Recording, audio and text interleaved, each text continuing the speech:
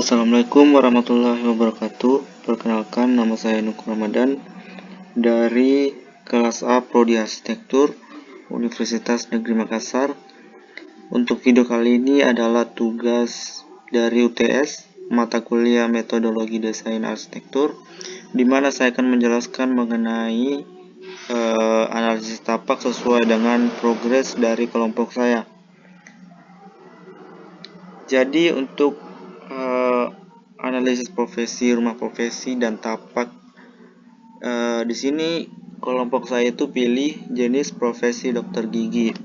Jadi pada tugas ini kelompok saya itu membuat sebuah rancangan rumah tinggal profesi dari seorang dokter gigi, yang merupakan profesi yang salah satu profesi yang dibutuhkan oleh masyarakat juga. Rumah tinggal profesi dokter gigi akan didesain untuk digunakan dalam kehidupan sehari-hari untuk praktek demi menunjang keamanan dan kenyamanan penghuni.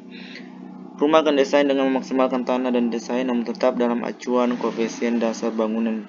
Selain itu, rumah juga akan didesain agar nyaman bagi pengunjung atau pasien. Jadi untuk lokasi, di sini tapaknya berbentuk persegi panjang, di mana untuk keterangan lokasinya dibuat dengan terletak pada sebuah tapak dengan luasan 120 meter persegi dengan keterangan tapak ini berada di Kelurahan Minasaupa, Kecamatan Rapocini, Kota Makassar, Provinsi Sulawesi Selatan. Saya bisa lihat di sini tapaknya berbentuk persegi panjang. Untuk kondisi existing sendiri, di sini ada 4 batas: utara, timur, selatan, dan barat.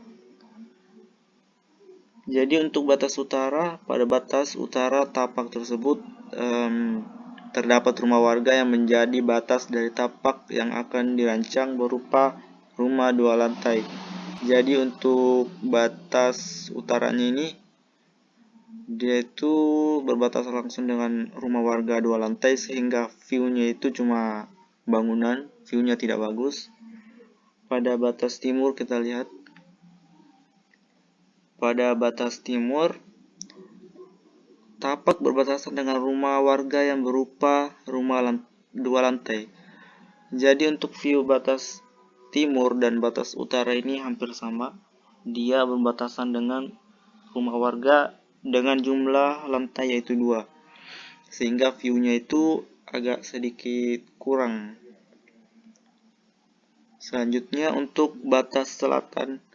Batas selatan ini berbatasan dengan jalan pada lorong RT 1 RW 006, sehingga view ini bagus. Dia itu punya sirkulasi. Di sini dia langsung mengarah kepada jalan utama, sehingga dapat bangunan tersebut yang akan kita bangun pada tapak ini itu bisa kita bangun menghadap selatan karena sirkulasinya yang memungkinkan. Sirkulasinya bagus. Selanjutnya batas barat. Pada batas arah barat, tapak berbatasan dengan rumah warga yang berupa rumah 1 lantai. Jadi lagi-lagi untuk batas, salah satu sisi batas itu yaitu sisi batas barat ini, dia itu berbatasan sama rumah warga lagi, tapi untuk kali ini hanya 1 lantai, tapi tetap view-nya itu tetap rumah warga, view-nya itu masih kurang.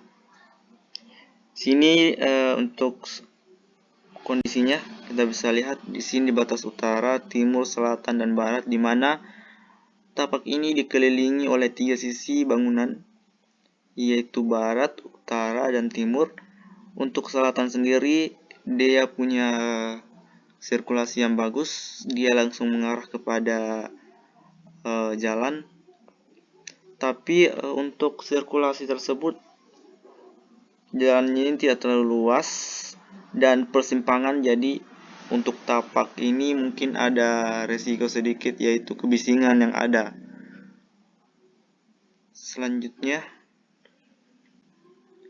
potensi di sekitar lokasi.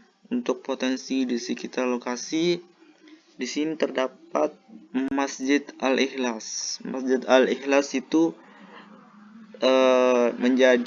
dapat menjadi daya tarik visual, dapat menjadi penunjuk jalan juga bahwa lokasi tapak ini dekat dengan masjid sehingga mungkin pasien atau dokternya itu bisa beribadah. Selanjutnya lapangan Baruga Minasaupa sini. Ini bisa menjadikan lokasi dapat mudah dikenali orang.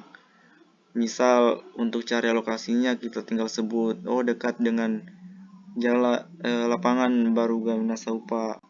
Kantor Lurah Minasaupa di sini juga sama dengan yang kedua di atas tadi, membuat lokasi lebih dikenal orang. Selanjutnya, potensi di sekitar lokasi.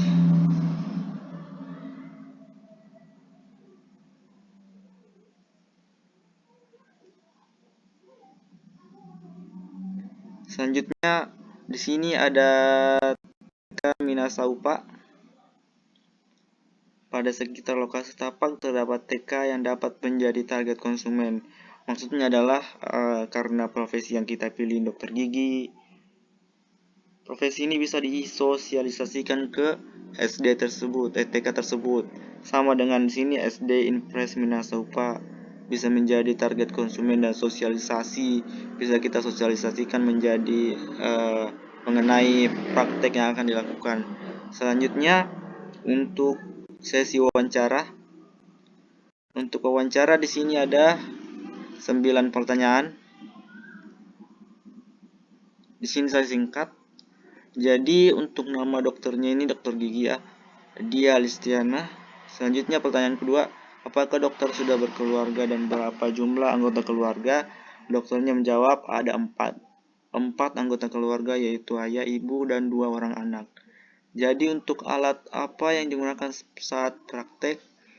Di sini dokter menjawab alat yang digunakan adalah dental unit beserta alat-alat dengan ukuran yang lainnya. Jadi dental unit itu apa? Apakah membutuhkan sangat banyak ruang?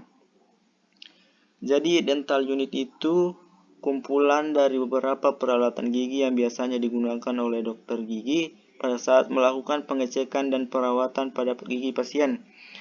Dental unit ini biasanya terdiri dari kursi, lampu, mesin, dan peralatan atau aksesoris lainnya yang dibutuhkan pada saat operasi dilakukan.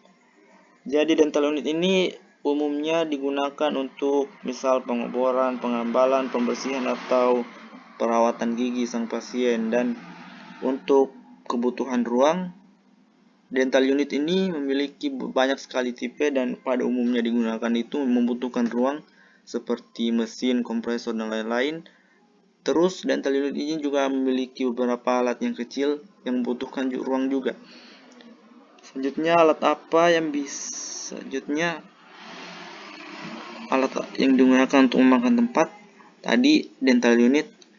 Sekarang dokternya menjawab kompresor dan stabilisator memakan tempat yang lumayan, serta kata dokternya ini memakai lemari dan pantry. Jadi pantry ini digunakan untuk mencuci alat yang sudah dipakai. Dan kata dokternya pantry ini sudah mendekati wajib ya untuk ada pada setiap rumah profesi dari profesi dokter gigi untuk mencuci alatnya. Selanjutnya pertanyaan 5. Untuk desain sendiri dokter mau yang minimalis atau yang agak luas? Dokternya jawab sesuai standar. Jadi untuk tempat praktek dokter gigi itu ternyata sesuai dengan standar. Ada pengecekan langsung dari yang berwenang. Ia mengecek langsung sesuai dengan standar yang dibutuhkan, dari ruang yang dibutuhkan, dari peralatan dan kebutuhan ruangnya itu dicek langsung. Kalau tidak memenuhi akan diberi penjelasan mengenai apa yang kurang begitu. Kalau memang standar ruangnya itu tidak bagus, nanti operasionalnya itu akan juga memiliki masalah. Selanjutnya pertanyaan 6, untuk ruangan khusus lain seperti tempat rapat apakah dibutuhkan? Jadi untuk katanya Tidak, ruangan rapat untuk praktik mandiri tidak dibutuhkan karena dia kan prakteknya sendiri individual, berbeda dengan kalau dia praktek di tempat praktek bersama. Dia memiliki ruangan sendiri, mungkin lebih banyak ruangan lagi karena ruangan praktek bersama. Beda sama praktek individu ini, praktek mandiri ini yang dilakukan di rumah profesi masing-masing. Selanjutnya apa kegiatan yang dilakukan oleh anggota keluarga? Jadi ibu dokter gigi ini memiliki suami sebagai dokter spesialis THT. Terus dua anaknya, anak pertama berprofesi sebagai dokter spesialis mata dan anak kedua menjadi dokter umum. Jadi satu keluarga kecil ini semuanya berprofesi menjadi dokter. Untuk lahan parkir apakah dibutuhkan? Di sini ibu dokter menjawab, ya dibutuhkan kegiatan praktek kecuali tempat praktek bersama bukan urusan dokter lagi. Jadi untuk rumah profesi ini tergantung dokternya, tapi dokternya bilang pasien ini akan lebih mencari tempat parkir lain untuk parkir, misal ada tempat umum seperti mungkin tadi masjid karena dekatnya mungkin bisa digunakan untuk parkir dan lain-lain. Selanjutnya untuk waktu buka praktek kapan?